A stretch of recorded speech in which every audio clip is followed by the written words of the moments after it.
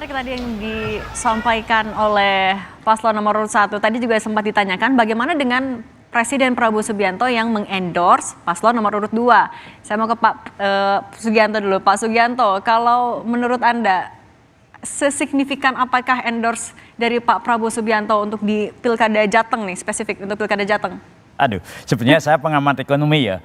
Tapi menurut saya pribadi, ini bukan sebagai pengamat ekonomi, beda Prabowo sebagai presiden dan beda Pak Prabowo sebagai partai. Seperti kata juru bicara presiden. Jadi saya tidak masuk ke wilayah benar itu, tapi Pak Prabowo adalah presiden kita, rakyat Indonesia, apapun partai kita. Nah, menurut saya seperti itu. Makasih. Oke. Pak Hendrawan, tadi Pak Andika berkali-kali bilang ya kita sih pengennya juga didukung. Nah, ini tanggapannya gimana? Kurangkah dukungan dari atau mesin partai PDIP memangnya? Jadi dukungan dalam hati saya kira lebih penting ya dibanding dukungan yang dikatakan. Karena kita tahu lebih banyak dari apa yang bisa kita katakan. Jadi itu sebabnya mari kita lihat ya bagaimana nanti di lapangan begitulah ya. Tetapi saya percaya Pak Prabowo ini kan posisinya presiden, sehingga dia akan menjaga betul legal standingnya sebagai presiden. Oke. Dan beliau sudah mengatakan dalam berbagai forum ya, siapapun yang menang dalam kontestasi ini saya bisa bekerja sama dengan siapapun ya. Oke. Itu satu harapan dan memang posisi yang benar saya kira. Oke, baik. Nah, kalau dari Pak Deddy sendiri, paslonnya sudah didukung oleh Presiden Prabowo Subianto, tapi kan kita tahu Jateng kandangnya PDIP, ada presiden kelima juga di belakangnya. Kalau menurut Pak Deddy gimana? Pertama, saya kira Mas Lutfi Gus Yassin itu menyadari dengan sesederhana bahwa Undang-Undang Pemerintahan Daerah itu kemudian di PP 33 2018 kan menyatakan bahwa gubernur itu wakil pemerintah pusat. Kesadaran itu kemudian ekspresinya bagaimana? Bertemulah dengan pemerintah pusat.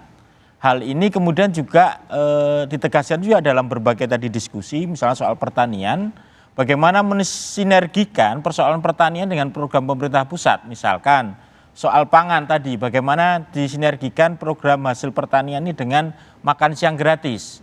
Maka kejelian tadi saya lihat muncul ketika misalkan problem-problem yang kita temukan tentang over kapasitas, overproduksi di sektor pertanian ini bisa disinergikan dengan program makan siang gratis misalkan. Itu yang dikatakan beliau-beliau tadi.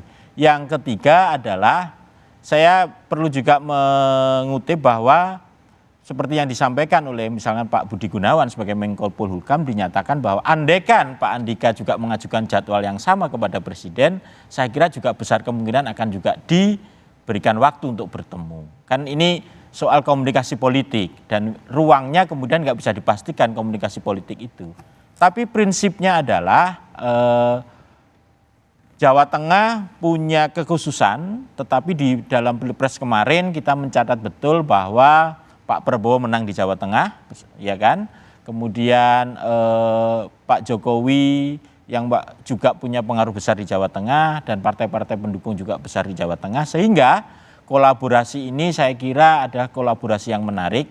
Ini bukan soal besar-besaran angka, tetapi tadi dikatakan bahwa di akhir perdebatan ini bukan soal kita banyak-banyakan pendukung, tetapi bagaimana menampilkan gagasan, memberikan alternatif atas kebuntuan-kebuntuan yang dihadapi di Jawa Tengah bertahun-tahun. Soal mulai terkait dengan pertanian, soal rumah produksi pemotongan hewan yang halal dan seterusnya. Tapi artinya dengan dukungan Pak Prabowo ini atau endorse Pak Prabowo bukan menunjukkan ketidakpedean tim ses terhadap paslonnya sendiri sampai harus memunculkan presiden? Saya kira justru ini bukan soal tidak pede, justru ingin membangun komunikasi politik yang luar biasa.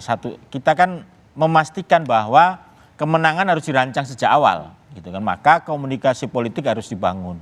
Dan dalam hal ini Pak Prabowo Ketua Partai Gerindra, Pak Prabowo Presiden. Saya kira dengan memberikan dukungan itu dan di Jawa Tengah Pak Prabowo menang, kan ada harapan secara rasional itu memberikan efek.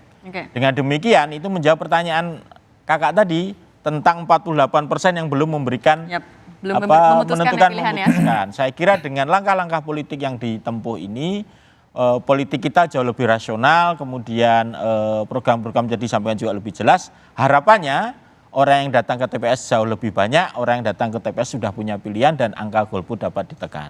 Oke. politik kita jauh lebih pasti dan punya harapan. Kira-kira Oke, begitu. oke baik. Tadi juga yang kalau misalnya dari kita melihat juga tadi dari konversi yang dilakukan oleh Pak Andika dan juga Pak Hendy, tadi yang juga sempat ditanyakan adalah soal kasus di Boyolali, ada produk yang tidak terserap, akhirnya ada protes membuang produknya. Nah kalau di sana sendiri Pak, di Jawa Tengah, kalau menurut Pak Sugianto seperti apa? Kasus-kasus seperti itu seringkah? Iya, yang pertama kok saya juga berpandangan begini ya, bahwa siapapun gubernurnya itu pasti tidak mungkin tidak mendukung pemerintah pusat itu. Jadi menurut saya kaitan antara program pemerintah pusat dengan program yang ditawarkan oleh calon itu pasti terkait. Jadi bukan hanya karena terkait dengan programnya supaya kelihatan kait kemudian datang presiden, menurut saya itu catatan saya yang pertama. Saya yakin siapapun yang pasti akan sesuai dengan pemerintah pusat. Yang kedua, kalau kita bicara di Jawa Tengah ya tentang pertanian tadi ya, kalau kita lihat petani di Jawa Tengah itu kan 82% itu menguasai tanah kurang dari 5.000. Artinya bicara tentang kesejahteraan petani atau sebagian besar dari petani itu petani gurem. Yang sebetulnya itu petani yang hanya cukup untuk memenuhi kebutuhan sendiri, bahkan bisa sangat mungkin kurang Mbak.